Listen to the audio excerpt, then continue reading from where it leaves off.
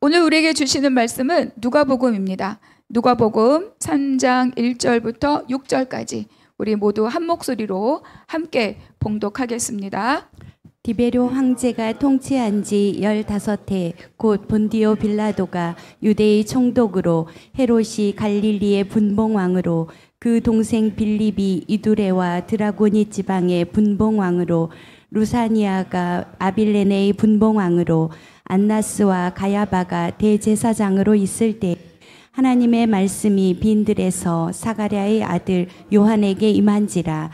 요한이 요단강 북은 각처에 와서 죄사함을 받게 하는 회개의 세례를 전파하니 선지자 이사야의 책에 쓴 바 광야에서 외치는 자의 소리가 있어 이르되 너희는 주의 길을 준비하라.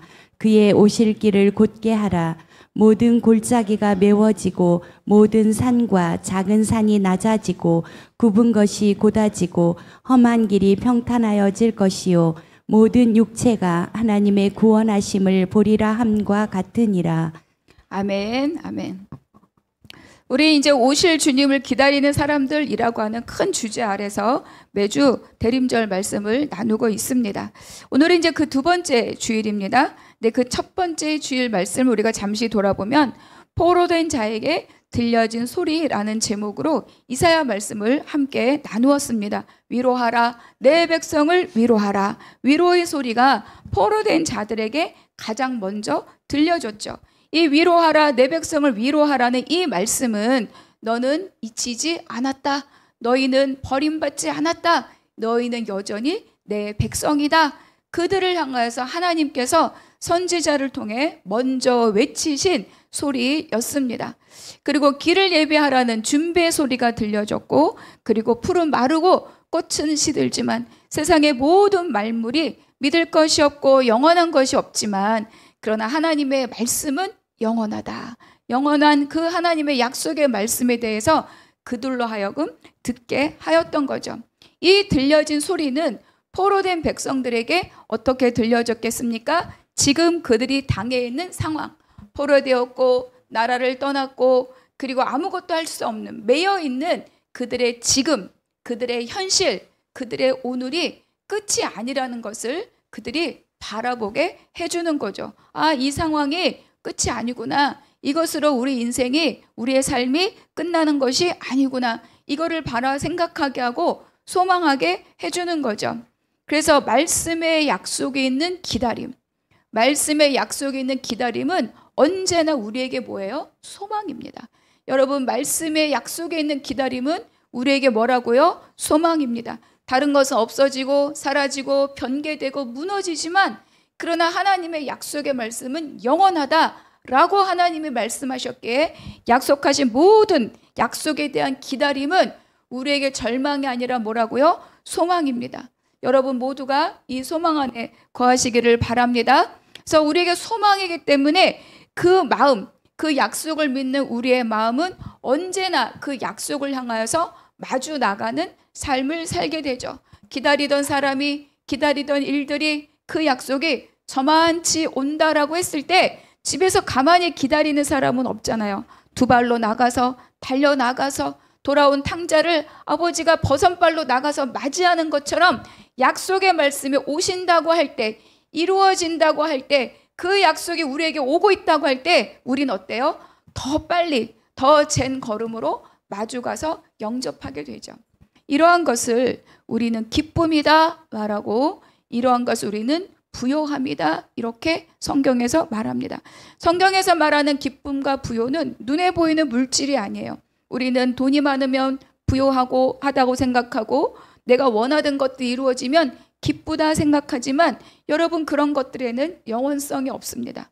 영원한 것은 하나님의 약속이 이루어지는 것, 변개하지 않는 것, 썩어 없어지지 않는 것, 그것이 우리의 삶에 이루어질 때, 그것을 바라보고 오늘을 살 때 그 마음을 우리는 기쁨이다 라고 말하고, 그 마음을 우리는 부요함이다 이렇게 말하는 거죠. 지금 내 눈에 보이는 현실에는 없으나 곧 이루어질 것이기 때문에 그 약속을 붙들고 있는 자는 오늘을 풍성하게 감사로 살 수 있기 때문입니다. 그래서 이 지점에서 우리의 믿음이 필요합니다. 왜냐하면 그 때라는 것, 하나님이 약속하셨는데 그것이 이루어지고 성취되는 때라는 것은 내가 미루어 짐작할 수 있는 때와 맞지 않기 때문이에요. 그렇기 때문에 어떨 때는 그 때가 마치 나에게는 상관없는 무의미한 일로 여겨지기도 하고, 그렇기 때는 지금 내가 당하고 있는 현실이 너무 크고 너무 어렵고 너무 대단하게 부각되어서 나를 짓누르는 상황이 되는 경우도 있기 때문입니다. 그러나 히브리서는 우리에게 분명하게 말씀합니다. 믿음은 바라는 것들의 실상이요 보이지 않는 것들의 증거다. 우리 한번 같이 읽어볼까요? 믿음은 바라는 것들의 실상이요 보이지 않는 것들의 증거다. 히브리서에서 분명히 믿음으로 이야기를 할 때 이 말씀으로 시작하고 있습니다.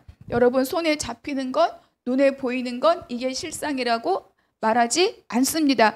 진짜 실상은 믿음으로 바라보는 것이 우리에게 이루어지는 실상이고 실체다. 이렇게 우리에게 약속으로 말씀해주고 있어요. 그래서 이 믿음이 있을 때, 이 믿음의 눈이 있을 때 오늘을 하나님께 합당한 삶으로 살아갈 수 있습니다.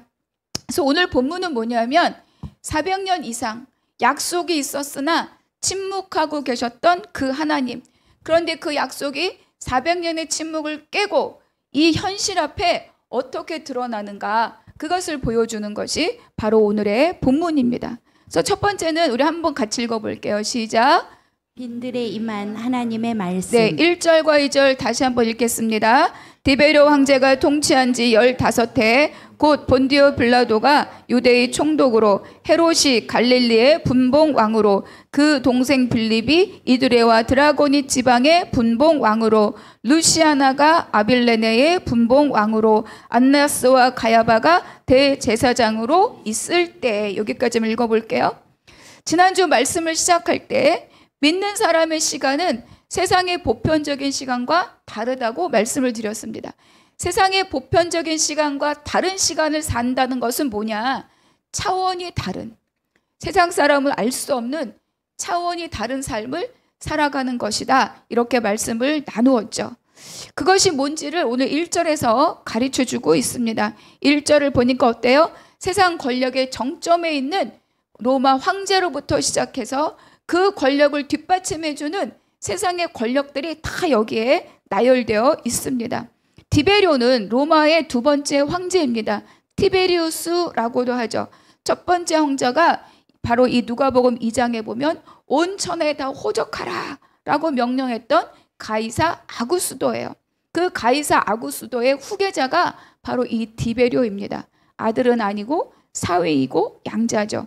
자기의 친아들이 없어서 딸을 주고 사위를 삼고 양자로 삼아서 이 황제를 계승하게 했어요. 이 디베료 황제입니다.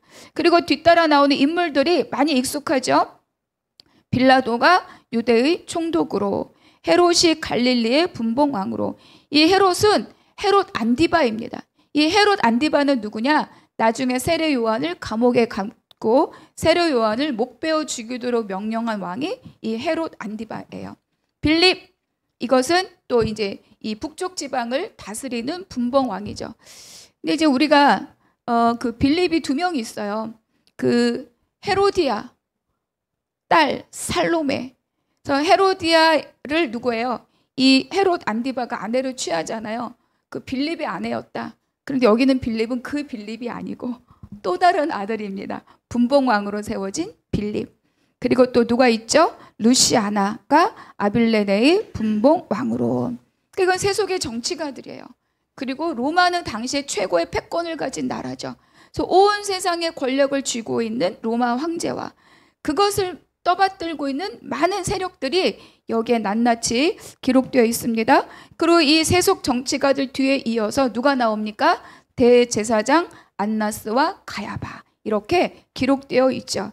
당시의 대제사장은요, 종교인임에도 불구하고 로마 황제의 추인이 있어야 대제사장으로서의 역할을 할 수가 있었어요. 그러니까 종교 지도자이지만 이들은 종교 지도자로서 백성들을 가르치거나 하나님의 섬기는 일을 하기 전에 신처럼 떠받들려지는 이 로마 황제의 정치적인 도구로 전락할 수밖에 없었던 것이 바로 이 제사장들입니다.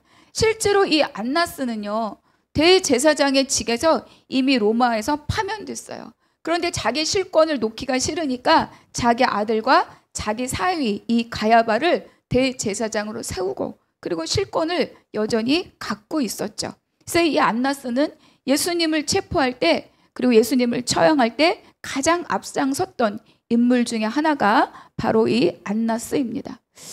그런데 이제 가만히 생각해 봅시다. 정치적인 최고의 권력과 종교적인 최고의 권력이 어때요? 지금 결탁되어 있다는 거예요. 그럼 여기에서 이 자리가 세상을 움직이는 힘일 것 같지만 그러나 이 글을 기록한 누가는 그렇게 말하고 싶지 않은 거죠. 그래서 이어서 이것을 이야기하고자 함입니다. 누가가 이 시대를 이렇게 상세하게 어느 왕이 있었고 어느 분봉왕이 있었고 그때 제사장이 누구였는가를 상세하게 기록하는 이유는 뭐냐? 말씀은 사람의 역사와 함께 가고 있다. 동떨어진 일이 아니라는 거예요. 그럼에도 불구하고 누가가 정말 말하고 싶은 것은 이 역사의 실질적인 주인공이 누구냐 하는 겁니다. 세상 사람들은 로마 황제가, 또 갈릴리 지방은 어떤 분봉왕이, 그리고 종교재판은 어떤 부정적인 대제사장이 움직여가고 있는 것 같으나 이게 누가의 관점이에요. 그렇지 않고 하나님이 이 역사를 움직여 가신다. 이것을 말하고자 하는 것이 바로 이 누가의 의도입니다. 그래서 이 역사의 주인공은 눈에 보이는 이들이 하고 있는 것이 아니라 눈에 보이지 않으나 만물의 주인이신 하나님과 그 하나님의 사람들이 역사를 움직여가고 있다. 그것을 말하고자 함인 거죠. 그래서 2절 하반절에 뭐라고 나옵니까? 함께 읽어보겠습니다. 하나님의 말씀이 비인들에서 사가랴의 아들 요한에게 임한지라. 여러분, 왕궁이 있고 성전이 있고 황제가 있고 왕이 있고 대제사장이 있습니다. 모든 것이 이루어지려면 여기에서 이루어질 것 같아요. 그런데 역사의 주이신 하나님이 어떻게 일하시는가? 하나님의 말씀이 빈들에 임하는 거예요. 빈들에 있는 사가랴의 아들 요한에게 임한지라. 이 한 구절은 굉장히 중요한 말씀입니다. 왜냐하면 하나님께서 오랜 침묵을 깨뜨리시고 하나님의 때가 가까이 왔다는 것을 상징하는 말씀이기 때문인 거죠. 하나님의 말씀이, 하나님의 때가 가까이 왔을 때 항상 하나님의 말씀이 임하더라. 이런 말씀으로 하나님의 일하심을 예고하고 있습니다. 그리고 중요한 것은 신약의 모든 복음은 세례 요한으로부터 시작됩니다. 여러분, 성경은요, 메시아가 어느 날 갑자기 뿅 나타난다 이렇게 말씀하지 않아요. 창세기 3장에서 여자의 후손을 통해 메시아가 온다라고 원시복음을 말씀하셨죠. 여자의 후손을 통해 오신다는 것은 인간의 역사를 따라 오신다는 말씀입니다. 여러분, 우리가 갑자기 내 배에서 아이가 쏙 나올 수 있나요? 그렇지 않아요. 아이가 나오기 위해서는 다 지나갈 수밖에 없는 과정과 절차들이 있어요. 여자의 후손으로 오신다는 것은 사람의 역사를 따라서 이 땅에 메시아가 오신다. 그 말씀을 하고 있는 거죠. 그래서 오늘 이 말씀의 시작은 어떤 의미가 있느냐? 바로 선지자를 통해서 예언된 말씀이 역사 속에서 어떻게 드러나고 이루어져 가고 있는가를 말씀해 주는 거죠. 우리 말라기 4장의 5절과 6절 같이 한번 읽겠습니다. 시작. 보라, 여호와의 크고 두려운 날이 이르기 전에 내가 선지자 엘리야를 너희에게 보내리니 그가 아버지의 마음을 자녀에게로 돌이키게 하고 자녀들의 마음을 그들의 아버지에게로 돌이키게 하리라.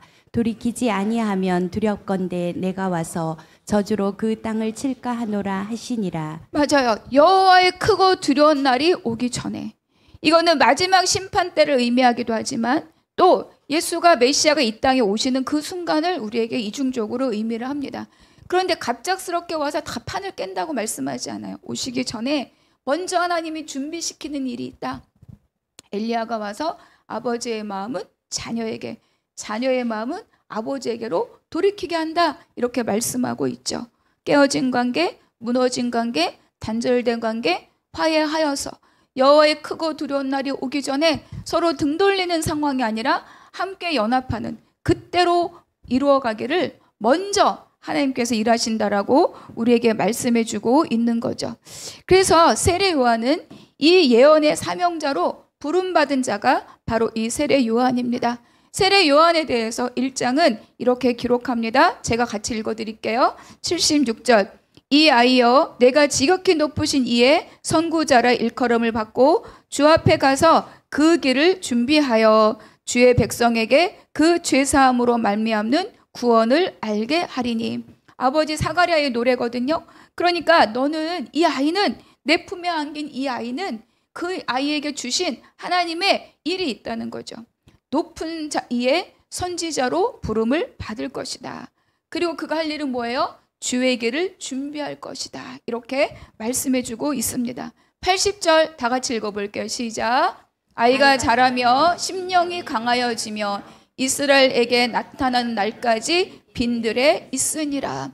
이스라엘에게 나타나는 날까지, 하나님의 때가 이르기까지, 하나님이 지금이다라고 말씀하시는 그 순간까지 이 요한은 어디에 있다고요? 빈들입니다. 빈들에 있으니라. 그래서 주 앞에 가서 직접 부르심과 사명을, 그 미션을 시작하기 전까지 이 세례 요한이 성장한 곳은 빈들입니다. 이 빈들은 다른 말로 뭐라 그래요? 광야다, 이렇게 말씀하고 있는 거예요. 그래서 광야를 우리가 미드바르다 이렇게 히브리어로 이야기합니다. 그런데 이 미드바르라고 하는 이 단어는요, 하나님의 말씀, 하나님의 약속을 의미하는 나바르와 어근이 같아요. 히브리어는 어근이 같으면 같은 뜻으로 봅니다.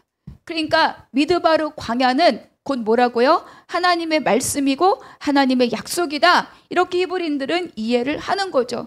왜 그렇습니까? 광야는요, 아무것도 없는 곳이 광야입니다.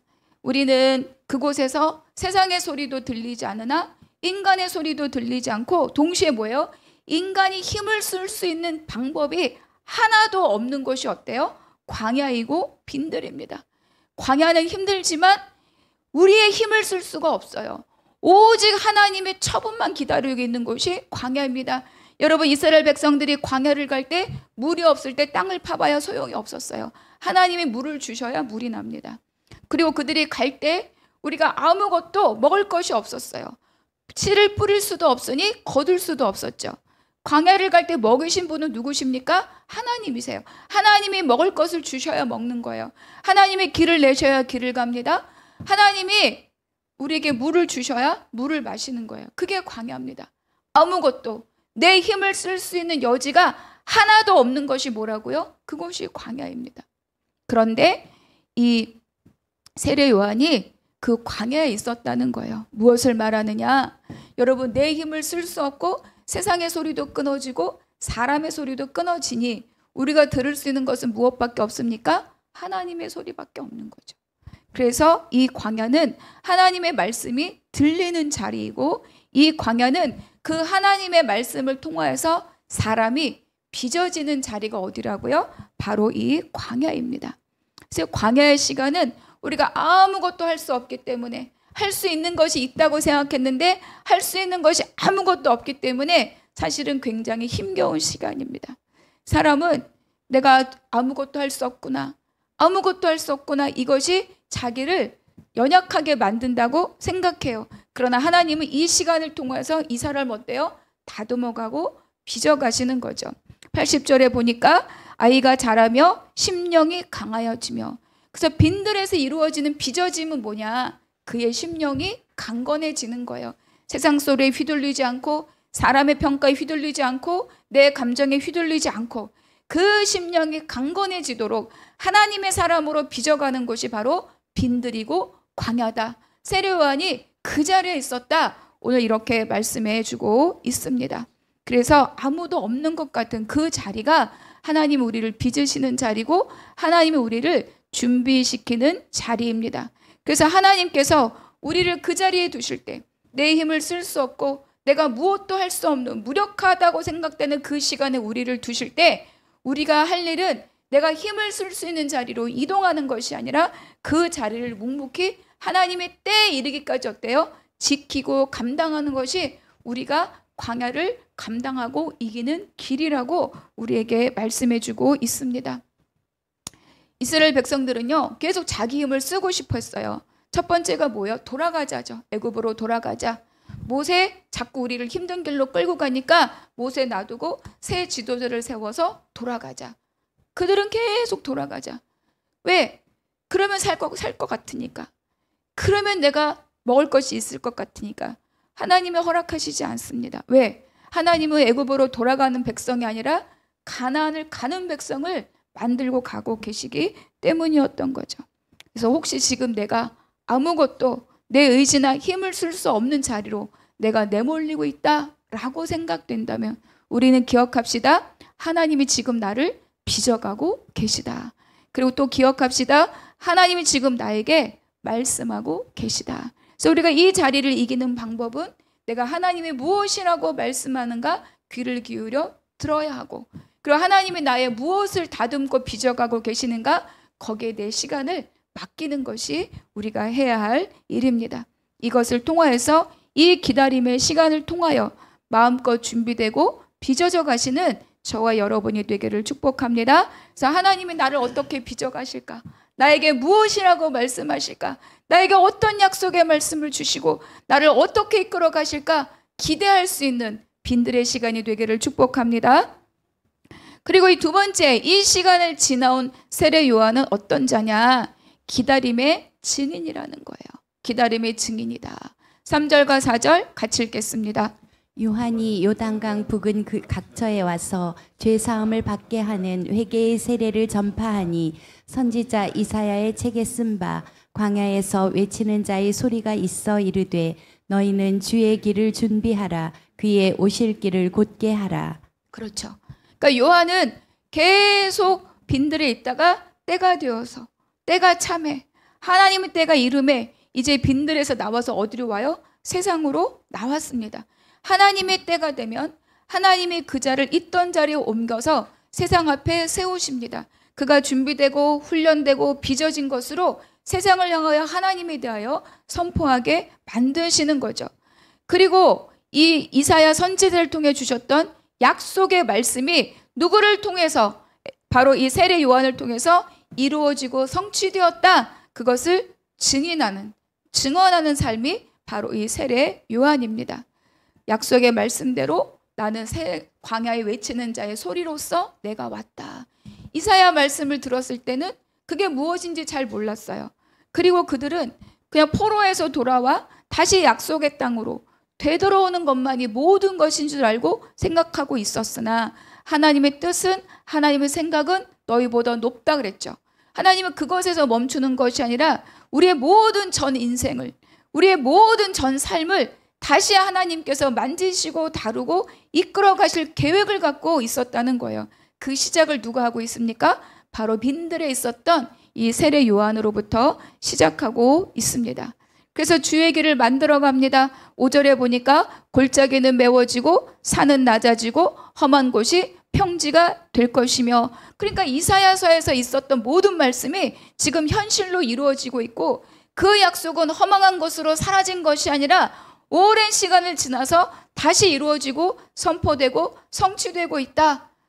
풀은 마르고 꽃은 시들지만 여호와 하나님의 말씀은 영영이 서리라. 그 실체가 바로 누가복음 3장의 말씀이에요. 여러분, 하나님의 약속은 영원하다는 걸 믿으십니까? 우리를 향한 사랑의 약속과 구원의 약속과 하나님의 모든 보장의 약속은요, 없어지고 사라지는 것이 아닙니다. 우리가 이것을 붙들어야 오늘을 강건하게 살 수 있는 거예요. 그런데 여기서 말씀하고 있죠. 골짜기는 메워지고 산은 낮아지고 험한 것이 평지가 된다.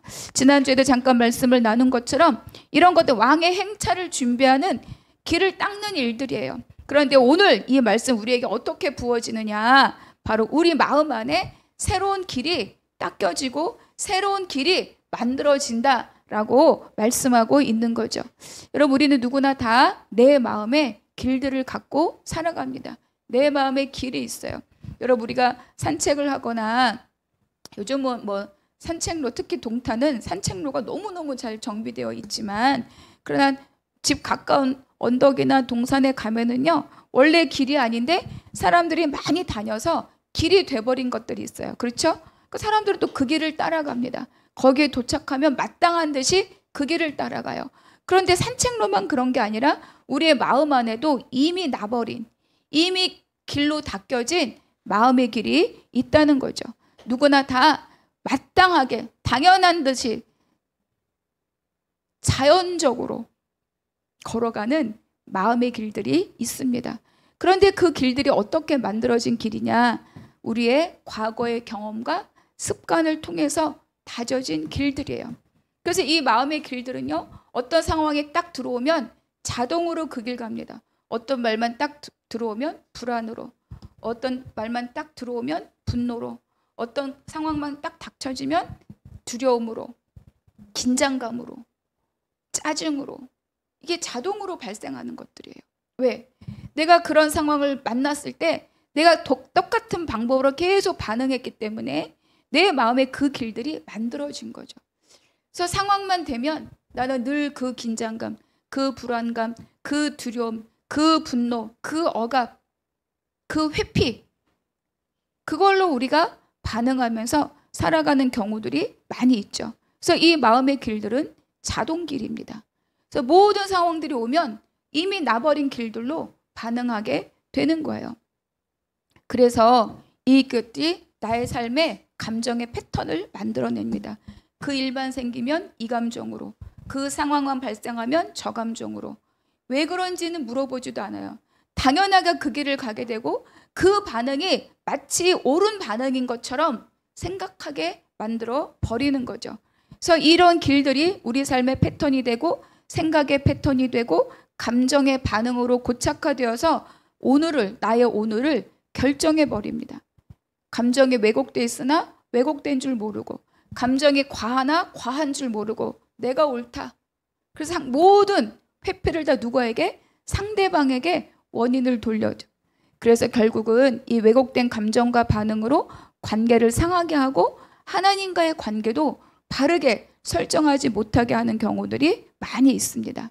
그래서 이 자동으로 가는 마음의 길들은요, 내가 의식하고 있어야 돼요. 아, 나는 상황을 만나면 나는 회피하는구나. 상황을 만나면 나는 분노하는구나. 상황을 만나고 어떤 말을 들으면 나는 두려워하는구나. 긴장하는구나. 불안해하는구나. 이런 것들을 내가 의식하고 있어요.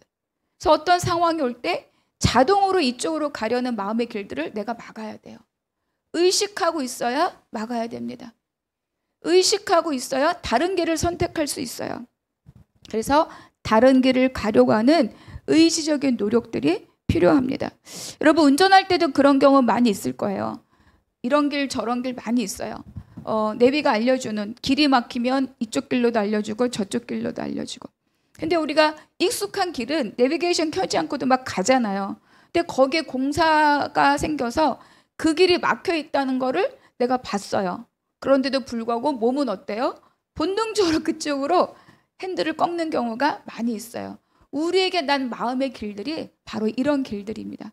그래서 나는 어떤 길들이 활성화되어 있는가를 의식하고, 이 길이 아니라 다른 길을 선택할 수 있는 의지적인 노력들이 있어야 되는 거죠. 근데 그것이 뭔지를 여기서 말씀해주고 있습니다. 세례 요한은 이것을 이렇게 말씀하는 거죠. 하나님의 말씀을 통하여서 길을 준비하라, 길을 곧게 하라. 새로운 길을 우리 마음 안에 만들어낼 수 있다는 거예요. 근데 이 길들은 어떻게 생기느냐? 회개를 통해서 열려집니다. 회개를 통해서 새로운 마음의 길이 열려지고, 그리고 말씀을 통해서 그 길을 깎고 다듬고 곧게 한다는 거예요. 여러분, 울퉁불퉁한 길, 구불구불한 길들은 다 고비고비마다 어때요? 깎아내야 됩니다. 낮은 것은 돋우고 높은 것은 깎아내고. 근데 우리의 마음의 길들이 무엇으로 시작되느냐? 회개로 시작된다는 거예요. 제가 하나님의 말씀을 듣지 않았습니다. 저는 제가 여태까지 살았던 경험이 진리인 줄로 왜곡하고 살았습니다. 내 고집이 옳고 저 사람은 맨날 다 틀렸다고 제가 주장했습니다. 이거를 알아야죠. 그래서 하나님, 제가 하나님이 아닌 다른 것들이 진리인 것으로 제가 모르고 살았습니다. 이게 회개입니다. 그것을 통하여서 나에게 바른 길을 가르쳐 주시고 굽어진 것, 낮은 것, 높은 것 깎아서 갈 수 있도록 해 주십시오. 그 바른 길의 안내서가 뭐예요? 말씀인 거예요. 그래서 회개로 열려지고 말씀으로 길이 닦이는 거죠. 그래서 새 길이 생긴다는 말은 회개를 통하여 열리고 말씀으로 그 길을 깎고 다듬어 가는 겁니다. 그래서 회개의 마음과 말씀의 길들을 만들어 갈 때 우리는 자동적으로 가는 그 길이 아니라 하나님의 약속을 따라가는 믿음의 길들을 살아갈 수 있는 자가 된다고 오늘 우리에게 세례 요한을 통해서 말씀해 주고 있습니다. 그래서 세례 요한은 이 회개의 세례를 전파함으로 이 길을, 이 말을, 이 듣는 모든 이들을 준비시키고 있는 거예요. 왜? 그 길을 갈 수 있는 사람들로. 여러분이 믿음의 길들은 그저 교회에 나오는 것이 믿음의 길이 아니라 내 안에 새로운 믿음의 눈과 믿음의 길을 걸어갈 수 있는 믿음의 선택들을 할 수 있는 새로운 마음의 길이 열려져야 한다는 것을 오늘 말씀을 통해서 다시 한번 새길 수 있기를 바랍니다. 그래서 어떤 결과가 오냐? 6절입니다. 함께 읽겠습니다. 시작. 모든 육체가 하나님의 구원하심을 보리라 함과 같으니라. 그렇죠. 이사야도 말씀하죠. 여호와의 영광이 나타나고 모든 육체가 그것을 함께 보리라. 말씀으로 마음의 길이 열릴 때 비로소 하나님이 나에게 걸어가게 하신 이 길들이 무엇인지를 해석할 수 있고 바라볼 수 있게 되는 거죠. 길이 준비되니까 주님이 오십니다. 길이 준비되니까 주와 동행하는 방법이 생기는 거예요. 길이 준비되고 길을 하나님과 동행하면서 하나님이 우리를 이끌어 가신 그 길들이 무엇인지 깨닫고 발견하고 동행할 수 있는 자가 된다는 거죠. 여러분, 우리는 믿음의 삶을 산다는 것은 사건을 상황으로 해결하는 것이 아니라 사건을 믿음의 눈으로 보는 거예요. 사람들은 어쩌다 그렇게 됐나 보다. 운이 좋아서 그렇게 됐나 보다. 그 사람은 참 재수도 좋다. 그 사람은 참 운빨이 좋다. 이렇게 말들 하지만 우리는 그렇게 말할 수 없습니다. 왜? 모든 길들은 다 누가 열어가시죠? 하나님이 우리를 이끌어 가시는 믿음의 길이기 때문이에요. 그래서 내가 나에게 벌어지는 상황과 사건들을 어떻게 바라보느냐가 우리의 믿음을 증거해 주고 있는 거죠. 그래서 세례 요한은 이사야 40장의 말씀을 따라서 그 말씀의 증거자로 이 땅을 살아가고 있습니다. 그래서 백성들의 마음에 새 길을 닦아주는 그 일을 준비시킨 일들을 이 세례 요한이 감당하고 있죠. 그런데 그때 아주 놀라운 일들이 벌어집니다. 사람들이 세례 요한의 이 말을 듣고 바로 이 마음에 새 길을 찾아 나서기 시작합니다. 그래서 세 번째로 함께 보겠습니다. 제목 한번 읽어볼까요? 시작. 새 길을 걸어가는 삶, 약속을 믿고 가는 삶. 여러분, 새 길이 열리면 주의 길을 곧게 하고 굽은 길을 펴고 낮은 길을 높이고 돋우고 그랬을 때 그 삶은 어떻게 달라지느냐? 약속을 믿고 사는 삶으로 우리가 변화된다는 거예요. 세례 요한의 회개의 세례를 들은 사람들은 세례 요한이 계속 그들을 향하여서 비난합니다. 독사의 자식들아, 이렇게 비난해요. 근데 그들은 자기를 그렇게 생각하지 않았어요. 독사의 자식들은 저 이방인이고 더 저 세리고 저 챙기고 창기고 나는 아브라함의 자손이다, 이렇게 생각했다는 거예요. 그리고 도끼가 나무 뿌리에 놓였다, 이것은 심판의 긴박성을 말하는데 그들은 자기가 심판받을 자라고 단 한 번도 생각해보지 않았습니다. 왜? 나는 아브라함의 자손이고 나는 율법을 지키고 있기 때문이다. 그런데 세례 요한은 그들을 향하여서 너희는 독사의 자식들이고 도끼가 내 나무 뿌리에 대어져 있다라고 말하는 거예요. 그런데 놀라운 것은 이들이 이 세례 요한의 비난을 통해서 돌아서지 않아요. 그를 욕하고 떠나지 않습니다. 오히려 세례 요한에게 물어봅니다. 무엇이라고 물어보느냐? 10절 같이 읽겠습니다. 시작. 우리가 물어 이르되 그러면 우리가 무엇을 하리이까? 그러면 우리가 무엇을 하리이까? 이렇게 묻는 거예요. 여러분, 마음이 닫혀 있고 그리고 회개의 세례가 들려지지 않을 때는 그것이 아무리 좋은 생명의 말이라 하더라도 듣지 않습니다. 너나 해라. 나는 그렇지 않다. 내 생각은 그렇지 않다. 내 판단은 그렇지 않다. 내가 보기에는 그렇지 않다라고 말해요. 그러나 그 회개의 세례의 말씀, 하나님의 말씀이 내 안에 부닥치면 내 자아가 깨지는 거죠. 그래서 길을 묻는 거예요. 그러면 우리가 무엇을 하리까? 백성들이나 세리나 군인들이나 세례 요한을 찾아와서 세례를 받고자 하는 모든 이들이 다 동일한 질문을 합니다. 그러면 우리가 무엇을 하리까? 길을 잃어버린 사람들의 질문이 아니라 하나님께서 약속하신 그 새 길, 새로운 길들이 열리는 것이 무엇인지를 들은 자들이 우리는 어떻게 하면 그 길을 열고 그 길을 갈 수 있는가? 이것을 물어보는 질문인 거죠. 여러분, 말씀이 마음에 닿을 때 할 수 있는 질문입니다. 이 질문이 회개의 시작이며 구원을 향해 걸어가는 믿음의 반응입니다. 우리가 사도행전 2장의 말씀 2절 한번 같이 읽겠습니다. 시작. 그들이 이 말을 듣고 마음에 찔려 베드로와 다른 사도들에게 물어 이르되 형제들아 우리가 어찌할꼬 하거늘 베드로가 이르되 너희가 회개하여 각각 예수 그리스도의 이름으로 세례를 받고 죄 사함을 받으라. 그리하면 성령의 선물을 받으리니. 베드로가 성령을 받고 밖에 나가서 설교합니다. 메시지합니다. 복음을 전합니다. 너희가 죽인 그 예수를 하나님께서 주와 그리스도로 삼으셨다. 너희가 죽인 그가 우리의 메시아고 우리의 구주이고 하나님께서 너희는 죽였지만 하나님께서 그를 살리셨고 주와 그리스도가 되게 하셨다. 이 말씀을 들은 자들이 뭐라고 반응한다고요? 형제들아 우리가 어찌할꼬? 내가 어찌할꼬? 내가 어떻게 하면 내가 그 구원의 길에 들어갈 수 있을꼬? 이거를 묻는다는 거예요. 말씀이 내 안에 부닥치면 우리가 첫 번째 할 수 있는 길이 뭐라고요? 그 길을 가기 위해서 내가 어찌할꼬? 이 질문이 우리에게 있어야 합니다. 말씀을 들어도 그런가 보다. 말씀을 들어도 그건 성경의 말씀이고 나는 이게 필요한데 나는 이게 해결돼야 돼. 나는 이게 있어야 된다고 생각해. 난 저게 없으면 일이 안 된다고 생각해. 이거는 말씀을 내가 듣지 않는 거죠. 말씀의 진정으로 믿음의 반응은 뭡니까? 우리가 무엇을 하리이까? 형제 우리가 어찌할꼬? 그래서 세례 요한을 통해 새롭게 열려진 그 길을 바라본 자들은 우리가 지금까지 지고 가던 짐이 아니라 하나님께서 약속하는 약속의 길이 열려진다는 것을 깨달은 자들은 우리가 어찌할꼬 묻습니다. 세례 요한은 그들에게 이렇게 답을 해요. 무리들에게는 두보록과 먹을 것이 있는 자들은 이웃과 나누라. 여러분, 재정의 원칙이 달라집니다. 재정의 방향을 하나님께 맞추어라. 이렇게 말씀하고 있습니다. 세리가 물어봐요. 우리가 어찌할꼬? 우리가 무엇을 하리이까? 그런데 말씀하는 거죠. 직업 버려 이렇게 말하지 않아요. 그렇게 말하지 않고 정직하게 일하라. 직업의 윤리, 직업의 기준이 하나님께 있다. 이렇게 말해주는 겁니다. 군인들이 물어봅니다. 우리가 무엇을 하리이까?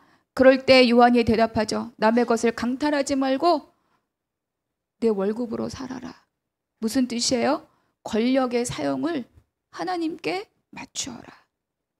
사람들은 황제나 분봉왕이나 모두가 다 자기 권력을 오래 유지하는 방법, 심지어 대제사장까지도 비리를 저지르고 정치와 결탁해서 하나님을 버리고 자기 권력을 더 많이 갖고 자기 부를 더 많이 누리는 것에 집중되어 있는 이 시대에, 그 시대에 세례 요한은 모든 것을 뭐예요? 하나님께 맞추어라. 그것이 회개의 세례를 받은 자로서의 합당한 삶의 열매다. 이렇게 가르쳐주고 있습니다. 여러분, 우리가 출애굽께서 광야를 지나갈 때 광야를 지나가면서 우리가 배워야 할 두 가지가 있죠. 뭐였습니까? 하나님께 초점을 맞추는 거예요. 모든 길들은 하나님으로부터 열려지기 때문에 하나님께 초점을 맞추라. 또 하나가 뭐였죠? 그렇죠. 모든 주권을 주님께 맡기라. 내가 주인이 아니다. 내가 주인이 아니다. 그래서 우리가 광야를 가는 길은요, 수동적으로 주님이 끌어가시는 길들을 끌려가는 거예요. 내 의지를 발동해서 기어코 이기고 가리라. 그게 아니라 하나님께 초점을 맞추고 하나님께 주권을 내어드리고 하나님 이끌어 가시는 그 길들을 따라가는 거죠. 재정과 직업은 곧 명예와도 연결이 됩니다. 그리고 힘, 세상이 추구하는 세 가지예요. 그게 있어야 세상을 이기고 살 수 있다라고 세상은 말합니다. 그런데 그 소리가 끊어진 빈들에서, 하나님의 소리밖에 들려질 것이 없는 빈들에서 그 심령이 강건해지는 삶은 세상의 소리로부터 차단하고 하나님의 소리를 듣고 하나님의 방법으로 인생을 살아가는 길들을 열어가고 깨닫고 살아낼 수 있는 사람이 되고 있다고 우리에게 오늘 가르쳐주고 있습니다. 그래서 요한이 이렇게 말하는 것은 다 무슨 뜻이냐? 매일 우리가 살아가는 하루하루의 현장에서 하나님께 합당한 삶으로 적극적으로 실천해가는 그 삶이 내 마음에 새롭게 난 그 길들을 쫓아가는 믿음의 삶이라고 오늘 우리에게 가르쳐주고 있습니다.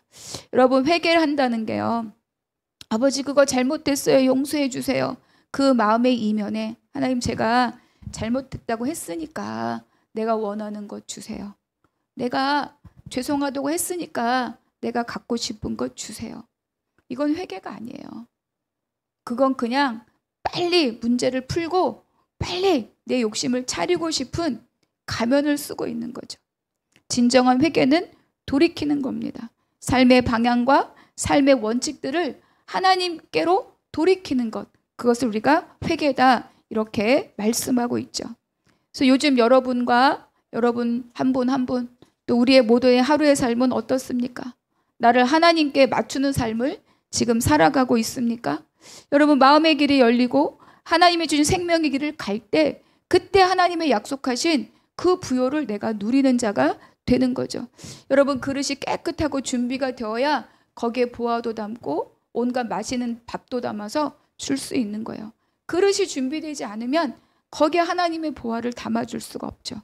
우리가 좋은 사람에게 깨끗한 그릇이 아닌 곳에 음식을 담아줄 수 없는 것처럼 내 안에 회개함으로 새롭게 난 길을 좇음으로 그것도 회개 합당한 삶의 열매를 맺어감으로 내가 준비되는 것만큼 하나님의 길들이 열리고 하나님 약속이 이루어져 가는 것을 볼 수 있는 그 삶이 이루어진다고 오늘 우리에게 가르쳐주고 있습니다. 여러분, 저와 여러분이 그러한 삶으로 준비되고 이루어져가는 복된 자들이 되기를 축복합니다. 그래서 정말로 우리가 할 일이 뭐냐? 바로 세례 요한을 다시 한번 돌아보는 거예요. 빈들에서 준비되었습니다. 그리고 소리로서 살았어요. 그리고 그의 삶은 결코 화려하지 않았습니다. 제사장의 아들이었기 때문에 제사장 노릇할 수 있어요.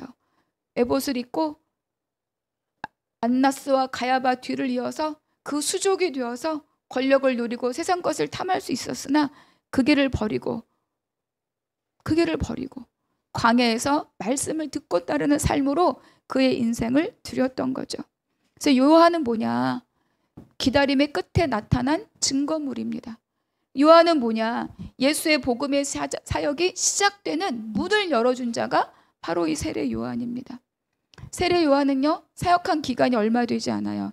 금방 헤롯에게 감옥에 갇혔고 헤롯의 놀이개로 그 목에 목베임을 당하고 소반에 얹혀서 비참한 죽음을 맞이합니다.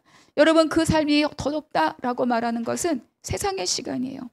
그러나 믿음의 시간에서는 무엇이라고 말합니까? 예수님이 말씀하시죠. 여자의 난자 중에 가장 큰 자다. 그러니까 다른 시간을 사는 사람은 어떻다고요?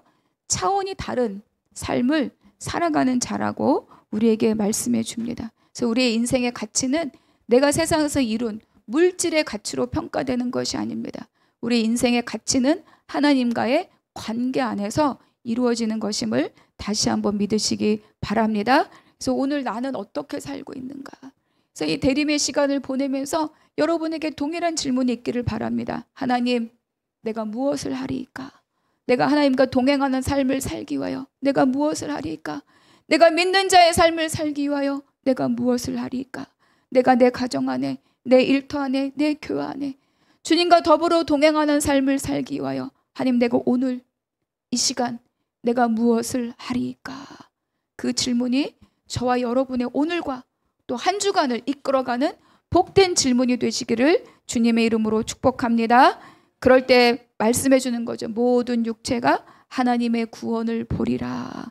세상의 열매로 구원을 보는 것이 아니라 하나님의 은혜로 하나님 정말 우리 끌어가진 그 삶의 열매를 함께 보는 저와 여러분이 되기를 주님의 이름으로 축복합니다. 기도하겠습니다. 하나님 감사합니다. 아버지, 세례 요한은 이사야의 말씀에 있는 약속의 성취의 증거물이었습니다. 그래서 세례 요한은 빈들에 있었고 소리로의 사명을 감당하였고 그의 죽음은 보잘것 없었습니다. 그러나 하나님의 놀라운 구속의 사역이 열려지는 그 문의 역할을 감당하였습니다. 하나님, 주께서 열어주는 새로운 복음의 길을 가기 위하여 오늘 우리가 서로 나에게 묻는 하루가 되게 하여 주시옵소서. 하나님, 그 길을 가기 위하여, 그 생명의 길을 가기 위하여 내가 오늘 무엇을 하리까? 하나님 앞에 묻고 주님의 길을 쫓아가는 우리 모든 성도들이 되도록 인도하여 주시옵소서. 감사하고 우리 주 예수 그리스도의 이름으로 기도하옵나이다. 아멘.